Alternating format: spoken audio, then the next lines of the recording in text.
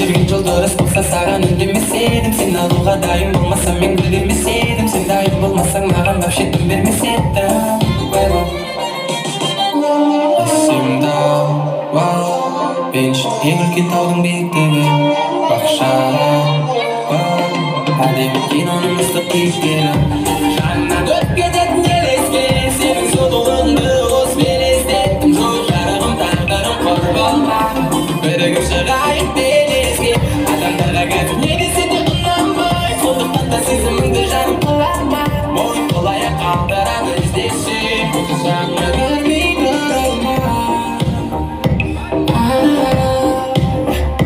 тұра алмай